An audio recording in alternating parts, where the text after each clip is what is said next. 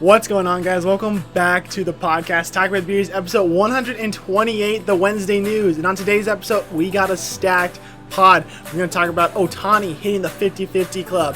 NFL injuries are stacking up even more. Plus, the Pac-12 is causing chaos in college football. But first, let's head into the NHL.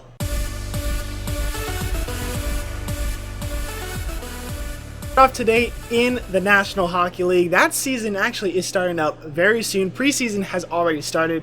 Obviously, you guys already know my stance on preseason. I absolutely hate preseason, so I am not going to talk about preseason. But preseason is starting. We have hockey back. Season is right around the corner. But now, let's get into the news around the league. We'll start off with the retirements. Kyle Opozo announces he is retiring from the league. Drafted 7th overall by the Islanders in 2006. Played 17 seasons with the Islanders, the Sabres, and the Panthers. Most recently with the Panthers Stanley Cup team. So he does have that one Stanley Cup. Opozo has scored 614 points in 1,051 games played. So congrats on an awesome career going out as a champ, Kyle Opozo. The other announcement, we had Jaromir Jagr, 52-year-old, playing in the Czech Republic. He is also going to be retiring after this season from pro hockey. So this guy's been playing forever. Seems like he is outlasted any professional athlete, maybe outside of Gordie Howe, that I could think of right now off the top of my head when it comes to playing in a pro league. And Jagr is still putting up numbers, but it sounds like he is done after the end of this season. Now let's get into contracts. We'll start off in Detroit. They extend their young defenseman, Moritz Seider, 7 years, $8.55 million AAV. I think this is a great contract. I think Mo Seider did dip off a little bit the last year, but I think he's going to get back to his Calder-winning self, and he's going to be a very good player for Detroit. So I think locking him up at 8.5 right now, looking that down in the road for maybe 3-4 years in the future, this could be a really good contract for the Wings. So I love this contract here. New Jersey extends Dawson Mercer, 3 years, $4 million AAV. Utah extends Dylan Guenther, 8 years, $7.14 million AAV. That one, I know Guenther a little bit because of him playing in Arizona. Obviously, being out here, I kind of follow the Coyotes a little bit more. But with him going to Utah, the team just seeming like they want to win. The team also seems very excited about Dylan Guenther and expect him to be very good in the future. Listening to a lot of things saying that when he got sent down last year and he came back up, he was not hurt puppy about it. He understood the expectations and hammered it, was able to get back on that squad later on in the season. So I think Guenther could be a very good player. As of right now, I don't think we have enough information about if this is a good contract, but down the line, if it does become a 30-goal scorer consistently, this is going to be a great contract for Utah. Then we head to Vancouver. They signed a small contract with the new goalie, Kevin Lankinen, 1 year, $875K. Looks like it's just kind of a fill-in for how long Demko will be out to start off the year. Colorado extends Logan O'Connor, 6 years, $2.5 million AAV. I don't know a lot about O'Connor, but I'm hearing it's going to be a very good contract as long as O'Connor gets back to his normal self. I think last year he did not have all that great of a year, but I think it was also riddled with some injuries too. So that could be playing a factor into that. And lastly, Winnipeg extend Cole Perfetti, 2 years, $3.25 million AAV. Pretty solid contract. I think could be like almost a bridge deal. I think if Perfetti performs, I think Winnipeg is going to keep him around. So we'll just see what happens with Cole there.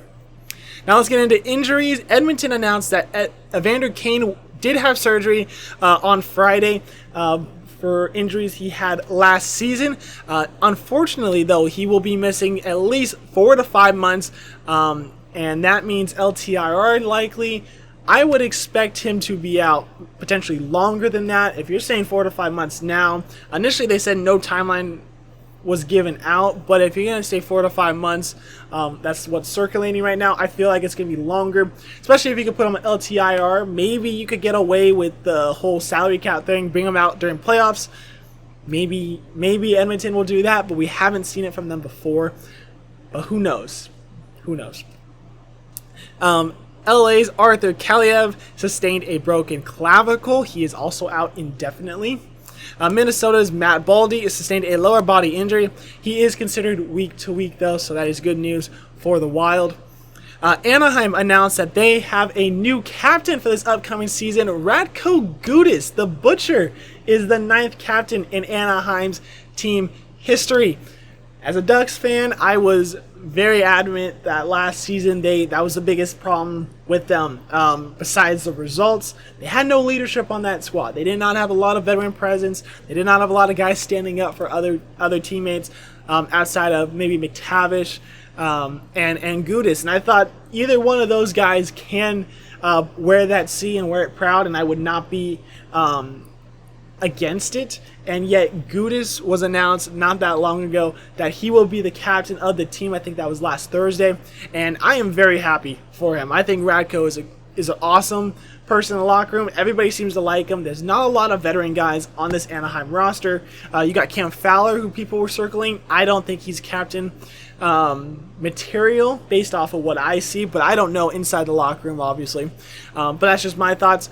I think McTavish, young player, he could do it. Leo Carlson, I don't really know too much about him. Seems like he's going to be a great player, but I just don't think the C looks like it fits him all that well as of right now. He might develop into one of those guys, but as of right now, he seems like a quiet guy trying to find his feet in the NHL. So I think either Radko or McTavish was the best options, and they gave it to Radko. So awesome, congrats. Can't wait to see what this means for Gudas down the line. But at least Anaheim has a new team captain. First time since Getzlaf has retired. I think that was back in 2022. So it's been a little bit, but there's a big shoes to fill as a captain. So looking forward to the start of the season with Anaheim now.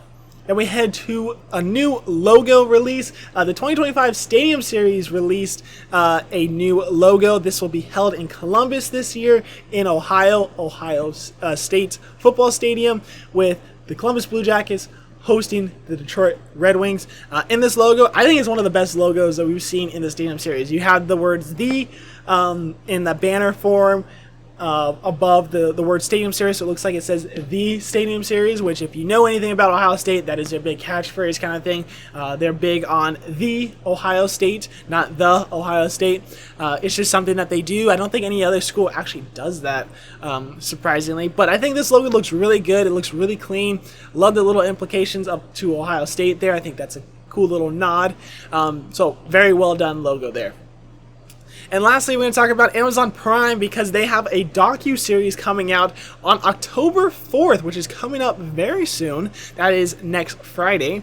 It's NHL docu-series called Face Off Inside the NHL. It's going to be following a bunch of players from this past season. Just kind of, I think it's going to be more like a quarterback series or receiver series in Netflix's shows. I don't think it's going to be as much of a Hard Knocks, but they might have a lot of freedom. I do not know that much information, but the players they will be following, we got Connor McDavid, Matthew Tkachuk, Jacob Trouba, Leon Draisaitl, David Pastrnak, Jeremy Swayman, Quinn Hughes, Jack Eichel, William Nylander, Philip Forsberg, and Gabriel Landeskog. 11 players. That's a lot of players to follow, but it's going to be, I think, a really good show. So definitely going to check out that one. I think you guys should as well. And they also did announce that they're going to be dropping their own NFL Red Zone style TV show. This is going to be airing first on October 10th at 7 p.m. I don't know how it's going to look. I'm guessing that's Eastern time as well, so probably 4 o'clock local time for you West Coast people. I figure it's going to be like a deep dive into each game a little bit here, kind of like no commercials, exactly like Red Zone, but I'm not sure how well it's going to go or anything like that, but I figure it's going to be pretty cool. So if you're just a big hockey fan, I think that's going to be a pretty cool show to follow. So I might check it out, probably up until the Ducks are playing, and then obviously I'll just watch the Ducks. But I think it's going to be pretty cool. It's different. Hopefully it catches on with a lot of fans and they actually enjoy doing this kind of thing. All right, let's head to the MLB now, where we start off with Shohei Ohtani making history again. This man just loves the history books. He eclipsed the 50-50 club. He is a starter of the club now. He's the only player in the MLB to hit that 50-50 mark. We are not surprised based off of what he's been doing. The talk was he going to hit 50-50? Obviously, he did it, and I think it is a lock for NL MVP. There is no doubt in my mind that he's winning that. But Ohtani did this in Miami, which he did earlier in, I think, last summer, the WBC. He won the WBC with Japan in Miami. So he likes Miami when it comes to big historic moments. He went 6 for 6 in that game, 3 home runs, 2 stolen bases, and 10 RBI. Some people are considering that one of the best games in MLB history. Plus, you put the 50-50 mark also on that game. Hats off, Ohtani. I mean, this guy is the unicorn. I love this guy. Despite him being in a Dodger uniform, I think I'm always going to love this guy. So, congrats to you, Shohei, on this awesome milestone of the 50-50 club. We got some news out of Houston. Yordan Alvarez sustained a lower body injury in the game against the Angels this past weekend, and he has not been in the lineup since, and he will not be in the lineup for the rest of the season. So they are going to be resting him until the playoffs start. So that's news for the fantasy owners. Unfortunately, I am the fantasy owner of Yordan, but that is good news for Houston. They're not rushing him back, especially because they are already in the playoff spot. Cincinnati announced that they fired their manager David Bell, and bench coach Freddie Benavidez will serve as the interim head coach or manager as the rest of the season. So that's going to be a vacant spot for the off season. Chicago White Sox, they have history books potentially coming soon. 4 games remaining in the year. They are sitting at 120 losses, and they only need one more loss to eclipse the 1962 New York Mets of being the worst team in MLB history when it comes to wins to loss ratio. This is not something I think anybody wants to be a part of. I think if you're going to be in the history books, this is probably the least likely flashy one for sure. But the thing is, they got 4 games remaining. They are on a 2-game winning streak right now. They actually beat my freaking Angels the last 2 nights, which is very annoying. But are they going to go 6-0 to end the season? I highly doubt that. So I expect the White Sox to jump up into the worst team in MLB history, but only time will tell. Maybe they go on the streak, stay at the 120 losses, so we'll see. The Red Sox announced that they are getting new City Connect uniforms for 2025, plus also new uniforms coming with the other situation. So Nike says you can only have 4 uniforms in your rotation. So obviously Boston will be keeping their normal whites and grays for the home and aways. They will be getting their City Connect, so that's number 3. And their 4th one, which this season was their blue alternates that says Boston across the front.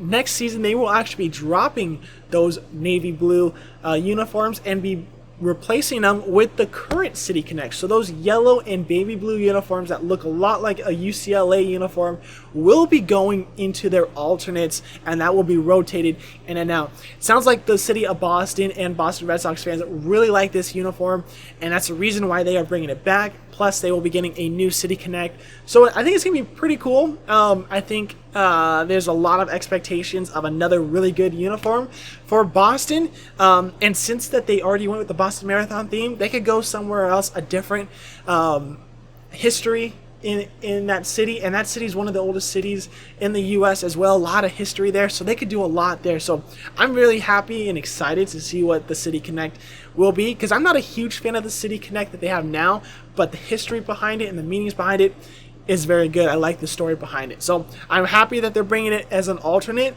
but I'm really excited to see what they're going to do next season with the new ones. And lastly, we'll head to Colorado, where the legend Charlie Blackmon will hang it up after this season. He's played 14 years in the league, all with Colorado. This guy, when I think of Colorado, I really do think Charlie Blackmon. I mean, this guy's been there forever. He's played with a lot of legends that have come and gone. And it's kind of surprising to see that he is going to be hanging it up. So that's tough news from the baseball world, but awesome career and congrats. And hopefully you enjoy retirement, Charlie. We'll miss you big time. All right, let's head to the NFL now, where we got, of course, more injuries, because that is all this season is. It feels like it's been big names after big names getting injured. We'll start in Pittsburgh. Right tackle Troy Fontu will go on the IR with a dislocated kneecap, and he needs surgery to repair the ligament, which sounds like he will be out for the regular season. There is a chance he could be back for playoffs if the Steelers do make that. They are 3-0 to start out the year, so there is a good chance Steelers do make that playoff spot if they keep up what they're doing now. Carolina's wide receiver Adam Thielen will go on the IR with a hamstring injury. Cincinnati's offensive tackle Trent Brown will be out for the season after tearing his patellar tendon. San Francisco, Christian McCaffrey, who has been out for a couple of weeks with the Achilles problem, is now seeking a specialist in Germany to deal with this. This is not good news. Usually when you're going out to see a specialist, doesn't mean that the other stuff is working. So if that's the case, I would not expect him to be back around week 5 or 6, wherever that IR necessary 4 games is going to be for the league and for the Niners. So I don't expect McCaffrey to be back anytime soon, unfortunately, which is tough news because the Niners are 1-2 right now, and they definitely need some better defense. But having Christian McCaffrey in that offensive lineup definitely helps with them. But I will say Mason, the running back right now for the Niners, has been doing very well, and he is not the problem on the reason why the Niners are losing. But hopefully McCaffrey is okay. He finds what he is looking for because the Niners definitely could use him in a lineup. Now heading back to the Chargers, Darwin James was suspended 1 game for continued disregard of NFL rules that are intended to protect player safety and repeated biases. He actually appealed this, and it was upheld, so he will be missing this upcoming game for the Chargers. And also, real quick, Devontae Smith, Philadelphia Eagles wide receiver, left the pass game against New Orleans with a concussion. I would not expect him to be back this week, even though I don't think he is labeled as out. All right, let's head to game results. We'll start off against with San Francisco and LA. LA came back from 13 points down or 13 unanswered, one of the two, to win that game on a walk-off field goal, 27-24 over the Niners. Big upset win for the Rams there. Houston went into Minnesota and got pummeled 34-7. Minnesota stays undefeated with Sam Darnold. The Chargers played Pittsburgh, lost that one 10-20 on the road. Pittsburgh stays undefeated. Chargers dropped to 2-1. Carolina played Las Vegas on the road, won that one 36-22, getting their first win of the season with their new quarterback Andy Dalton. Congrats to you, Andy Dalton. You played lights out, 36 points on the offensive side of the ball. Great job by the Panthers. Huge win for them. Baltimore went into Dallas, got their first win of the season, 28-25. Fourth quarter did look dicey. Cowboys had a chance to get back into that one, but Baltimore just able to hold them off long enough. 28-25 final. Monday night, we did have 2 games. Buffalo destroyed Jacksonville. They moved to another impressive start of the season, 3-0, where Jacksonville drops to 0-3. They look very bad. But the main game I want to talk about, Washington and Cincinnati. This one was a nail-biter. Really good game by both sides. We had 0 punts and 0 turnovers in this game.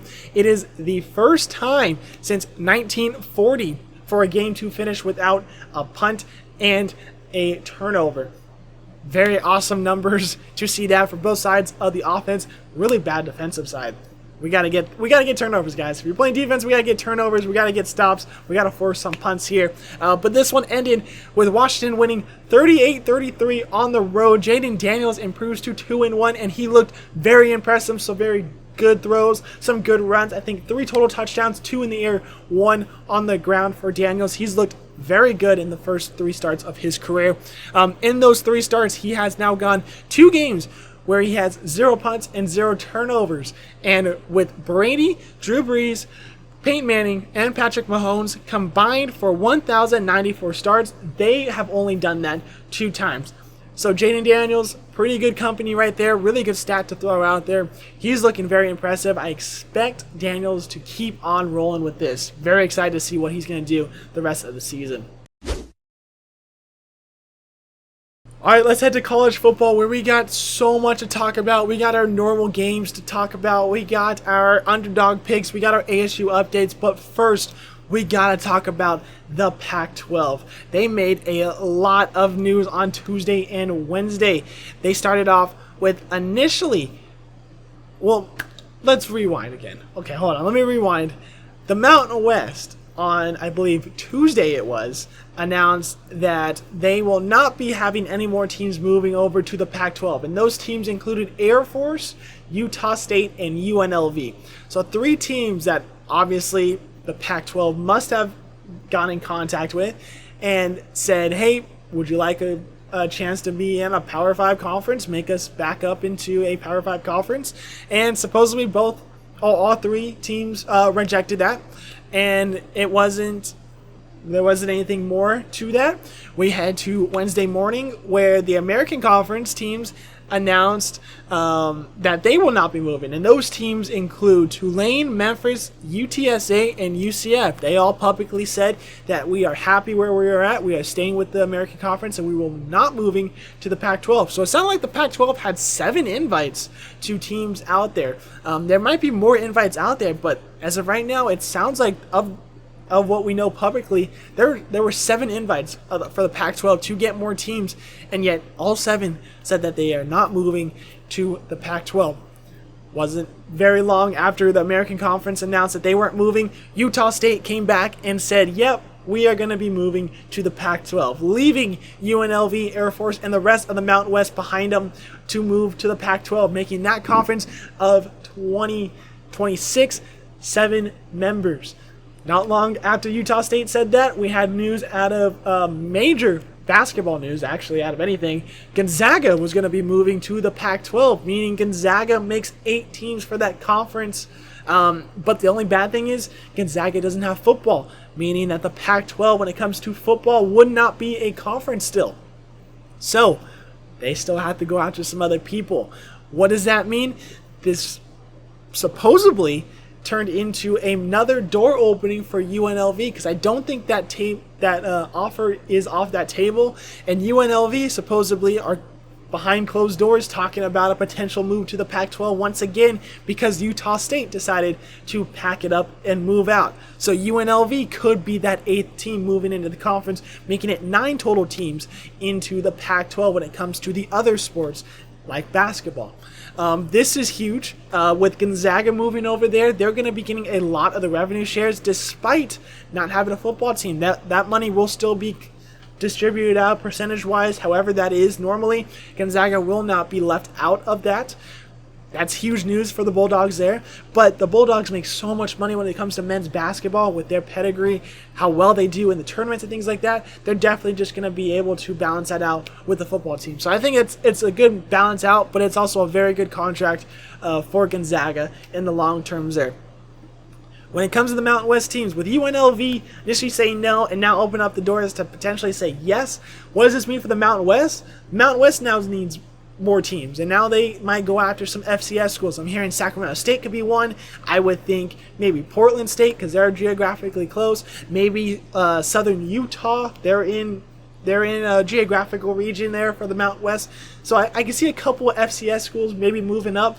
But who knows? I don't know if those offers are even on the table.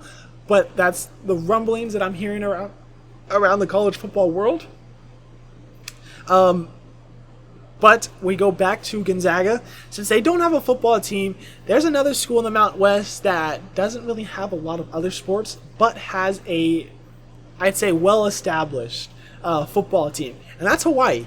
Hawaii, yet they're not a very big school when it comes to teams playing them, because no one really wants to travel to Hawaii.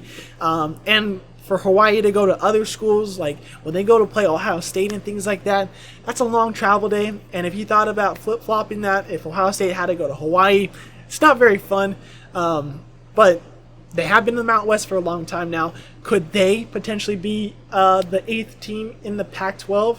I don't know. I don't even know if they were offered it. I'm just thinking out loud. I think Hawaii potentially could be that 8th spot. They're mainly a football school. They have some other sports too, but Hawaii is known for football when it comes to their athletics. So I could see them potentially being that lucky number 8 spot that they definitely need to make a conference in the college football world. And they're running out of time because all these schools keep saying that they're not going to move. So the Pac-12 will have to be scrambling for a couple teams. So Hawaii makes sense. Going after some FCS schools, maybe they could get teams like Montana State, North Dakota State, South Dakota State to make the move. That seems like a lot, especially going straight to a Power 5 conference would be a luxury for those FCS schools. But with how desperate the Pac-12 potentially could get, it could be a big problem for them.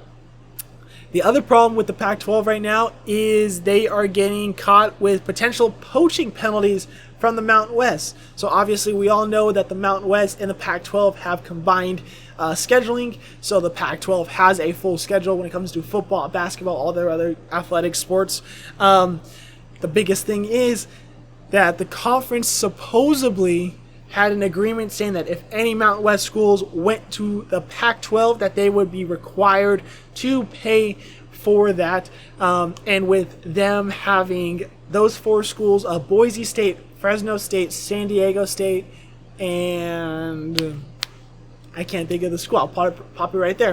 With those 4 teams moving over, then also getting Utah State, supposedly the Mountain West says that they own $55 million for the poaching.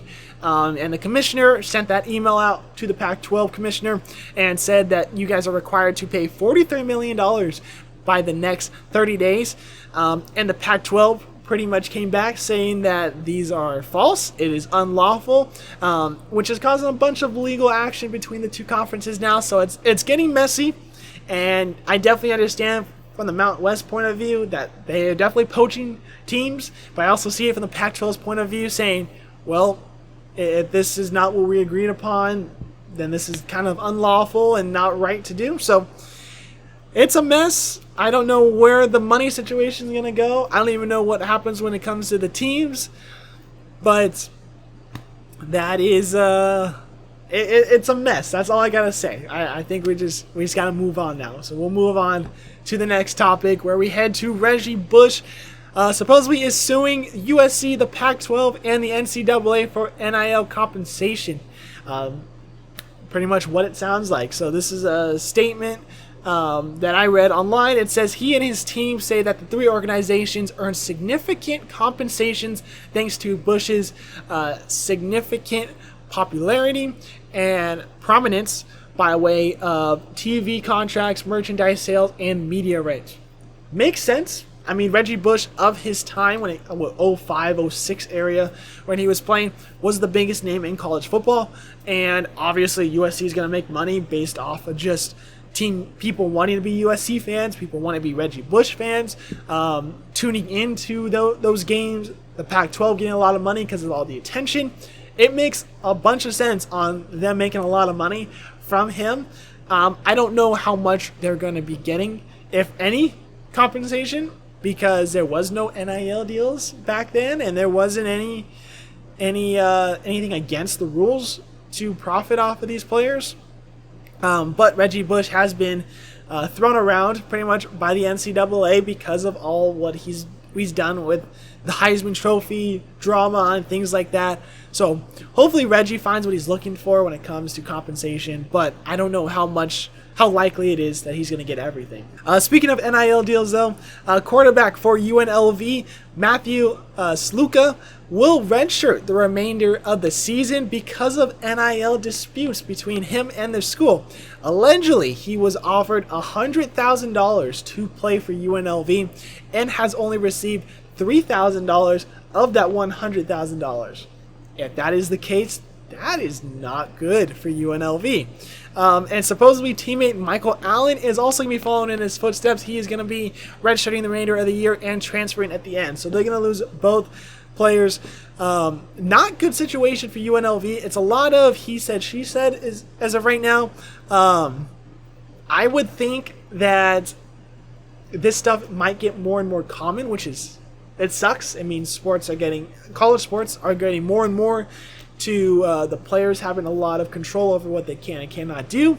So it kind of sucks, But if this is true, if you're offering a player $100,000 and you're giving them $3,000, I would do the same thing. I'd get the hell out of there as well. So, until we get more information, I don't want to say too much, but all of this is allegedly. So, take it with a grain of salt if you want. But it's big to see two names on the offense going to redshirt the remainder of the season, despite them having a 3-0 start on the year. 2 of those wins against Power 5 conferences. They will face Fresno State at home this weekend, 12:30 p.m. on FS1. So that should be a good game because Fresno State is a very good school. Boise State still in that conference as well. UNLV leading the way between both of those teams. So all 3 teams could represent as the best group of 5 school of the conference champions. So a lot on the line for UNLV. But other running back from UNLV, Greg Bernal, said this statement: "This has made our team closer. Our team is worried about winning. We don't care about anything else." So that's huge. I'm a big UNLV fan now. I want them to go out and win and prove that they did not need these 2 guys to win football games. So hopefully they go out and beat the Bulldogs. But yet again, I do like Fresno State. So I'm going to say I got Fresno State in this one because of all the drama. But you got to root for UNLV just a little bit there.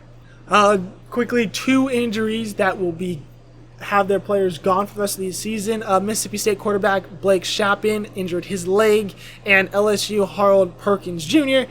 Suffered a torn ACL. So both guys will be done for the rest of the year.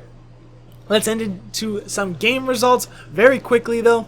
Number 6 Tennessee beat number 15 Oklahoma 25-15. Big win for Tennessee on the road. Big loss for Oklahoma at home. So I think Oklahoma is not doing too hot. I don't think they're going to do good for the rest of the year. A very tough schedule for the Sooners. We head to Ann Arbor, where number 18 Michigan hosts number 11 USC. Ended up squeaking out a win in this one, 27-24. Very tough loss for USC. Should have won that game in my opinion, but a big win for Michigan, able to get back up in the rankings with that win. Number 12 Utah beat number 14 Oklahoma State on the road, 22-19. Huge first Big 12 win of the year and first Big 12 win for Utah. So a big win there. I think that potentially could be the conference championship game, so I would not be surprised to see a rematch between those 2 teams. Number 13, Kansas State went to BYU and got stomped by the Cougars. 38-9 victory for BYU. Then we head to Missouri, where number 7 Missouri hosted Vanderbilt. That game went to overtime. Ended up being a 3-point win for Missouri. A chip shot field goal miss by the Vanderbilt kicker ended up costing them in this one. Northern Illinois, coming off a bye week, ended up losing to Buffalo as the 23rd ranked team in the country, 23-20. So that's a huge loss for the Huskies there, especially when it came to the playoff hopes. Baylor went over to Colorado in a crazy ending to that game. Colorado ending up tying the game on a Hail Mary plus an extra point. Got into overtime, had the ball first. They scored a quick touchdown. And then who other on the defensive side than Travis Hunter to force a fumble on the goal line. That ball tumbled out of bounds. Baylor ended up losing that one 38-31. So a big come from behind victory by Colorado, where Baylor looked like they should have won that game, and yet they kept Colorado in there just long enough, and personally too long. If you're going to keep them in there for that long, you don't deserve to win. Colorado made them pay for that one. Huge win by the Buffaloes. All right, let's head to the top 25 now, where we had no movement for the first 4 teams. Texas, Georgia, Ohio State, and Alabama are 1 through 4. Tennessee is the new number 5. They jump up 1 spot. They swap with Ole Miss, who dropped to 6. Miami, Oregon, Penn State all jump up 1 to 7, 8, and 9. Utah gets a plus 2 to 10. Missouri drops 4 to 11. Michigan gets a plus 6 to 12. USC drops 2 to 13. LSU gets a plus 2 to 14. Louisville gets a plus 4 to 15. Notre Dame gets a plus 1 to 16. Clemson gets a plus 4 to 17. Iowa State gets a plus 2 to 18. Illinois gets a plus 5 to 19. Oklahoma State drops 6 to 20. Oklahoma Oklahoma drops 6-21. So Oklahoma State and Oklahoma back to back there. BYU goes from unranked to 22. Kansas State drops 10-23. A&M gets a +1 to 24, and Boise State goes from unranked to 25. Nebraska and NIU were the only two teams to drop out this week. Other receiving votes of the top 5: Wazoo had 67, Indiana 63, Boston College with 55, UNLV 53, and Pitt with 37. All right, let's get into the games to watch this weekend. We got number 20 Oklahoma State versus number 23 Kansas State, 9 a.m. on Fox. Number 15 Louisville going to number 16 Notre Dame, 12:30 p.m. on Peacock. Colorado versus UCF, that's 12:30 on Fox. Number 2 Georgia versus number 4 Alabama. Best game, I think, of the season that we're going to get so far. That's also College Game Day side. That's at 4:30 p.m. on ABC. Number 19, Illinois versus number 9, Penn State, 4:30 p.m. on ESPNU. If you told me that game was going to be a good game at the start of the season, I would have said you're crazy. I do not think Illinois is that great of a team, yet they're undefeated. They're ranked 19th in the country, going to Penn State. Going to be a hell of a matchup. Washington State versus number 25 Boise State. That is 7 p.m. on FS1. A lot on the line for Boise State on that one. Plus, Washington State still undefeated. Potential goes 5-0 against the Broncos. So, big game for both sides there. All right, let's head to the underdog picks. Last week, my pick got smoked. The defeated, I guess, Jacksonville State got their first win of the season against the team I picked, Southern Miss, 44-7. They blew them out. So my points stay at 15 for the season. What do we got this week? I got Colorado plus 14.5 against UCF. Colorado, they're 3-1. UCF, they're 3-0. Should be a very good matchup regardless if I picked them for a underdog pick or not. But Colorado, 14.5, come on. This team is not as good as Nebraska. I don't think UCF scoring 14.5 more points than Colorado. Give me the points. Potential, give me the upset win for Colorado on the road. I think they have a good chance to beat UCF. So I really like Colorado in this matchup. All right, let's get into the Arizona State update of the weekend. Well, they lost their first game of the season. Surprised that it happened in week 4. Think I could be happy about that. I think most Arizona State fans are happy about that. But they lost to Texas Tech 30-22 on a game that they should have won. I think that they had chances to pretty much blow out Texas Tech, where Texas Tech in the beginning looked really good. It was 14-0 very quickly for Tech, yet they kept them around. The offense was very slow near the second half, and in the second half, Arizona State's defense looked really good, but penalties killed this team. For example, a big third down was up. Tech had the ball. Rouser came on the defensive line. He's a DB as well. Was untouched. I don't know how nobody picked him up. He was untouched, straight to the quarterback, sacked him. Unfortunately, decided he wanted to stand over the quarterback, say some words to him to celebrate. That cost him 15 yards plus an automatic first down. They ended up going down, wasting more time, obviously, when we're down as a team. And I think they went down and scored a field goal on that same drive. So I lost my mind when I saw that. I knew immediately it was going to be a flag. I mean, you cannot stand over the quarterback and say some words to him after you sack him. Stupid penalties cost them this game, cost them time of possession for that ball, and just ran out of time. So ASU drops to 3-1 after this past weekend. This upcoming weekend, though, they are on a bye, so hopefully everybody does start getting healthy, everybody gets back in the lineup, and we smoke Kansas in week 5 for the Maroon Monsoon and get to 4-1 to start out the year. So big hopes, but really good start to the season for Arizona State regardless of this loss. All right, let's head to the cleanup now. We're going to head to basketball first. Joel Embiid and the 76ers agreed to a contract extension, 3 years, $192.9 million extension. That is supposedly the maximum extension he could have gotten. You got to pay this man. I mean, I know he doesn't play every single game of the season, but he's one of the best players in the league, especially best players on the Sixers. You got to pay this man. So Joel Embiid getting his payday there. The Toronto Raptors announced that they're going to be retiring Vince Carter's number 15 on November 2nd. Definitely know Vince Carter as a Toronto Raptor, despite him playing for a lot of teams. But his number 15 deserves to be in those Raptors for sure. We head to soccer, where Man City midfielder Rodri will be out for the rest of the season with a torn ACL, and Barcelona's goalkeeper Marc-Andre ter Stegen will be out for a couple months supposedly with a knee injury. They also announced that they have signed out of retirement the Polish goaltender Szczesny. I can't say his name correctly. I'll spell it right here or something like that for you guys. But he's coming out of retirement to help out this team. So now they have a goaltender there. But that's tough for ter Stegen. I think he definitely expected to be healthy all season long and get ready for international play if called upon, with him having a chance in front of Neuer. But with this injury, it's definitely going to send him back a lot. So that's tough news for him. Last thing to talk about, we got college hockey starting up soon. That starts next weekend, actually. And we got the rankings for the preseason. Let's head to them now. Number 1 is the reigning champs, Denver. 2, we have Boston College. 3, Boston University. 4, Michigan State. 5, North Dakota. Number 6, we have Minnesota. 7, Michigan. 8, Quinnipiac. 9, Cornell. 10, Wisconsin. 11, Colorado College. 12, Maine. 13, Providence. 14, UMass. 15, Omaha. Number 16, St. Cloud State. 17, Western Michigan. 18, Minnesota Duluth. 19, Notre Dame. And we had a share at number 20. We have Northeastern and Arizona State. They get themselves back into the top 20 to start the year.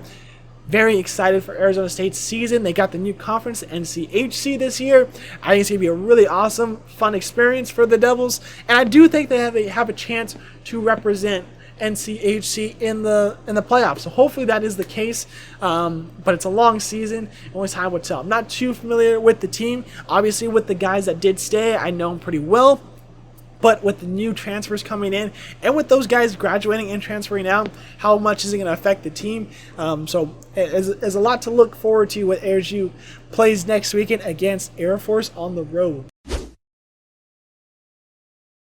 right, let's head to games of the weekend. We'll start off in the MLB. We got a major playoff picture implication. The San Diego Padres versus the Arizona Diamondbacks. That will be in Arizona too. So big games for both teams. College football, obviously. Number 2, Georgia versus number 4, Alabama. That's Saturday, 4:30 p.m. on ABC. NFL, you got the Vikings and Packers Sunday at 10 a.m. CBS. NASCAR, you got that on Sunday, 12 a.m. Kansas Speedway, and that will be found on the USA Network. The Bundesliga, I got Bayern Munich versus Bayer Leverkusen Saturday at 9:30 a.m. on ESPN+. The EPL, we got Manchester United versus Tottenham.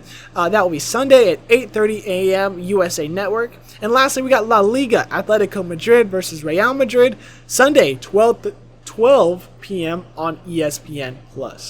Alright guys, that would do it for this episode. Thank you guys for listening or watching. 128 episodes in the books. If you guys are on Spotify or Apple Podcasts, we appreciate you guys so much. But go check out the YouTube channel. We got so much more content that don't go out onto those platforms that you guys gotta check out. Sports Jeopardy, ranking videos, and much more. So go check out those ones. If you guys are on YouTube, hit that like, hit the subscribe if you guys are new around here. If not, appreciate you guys joining us back again.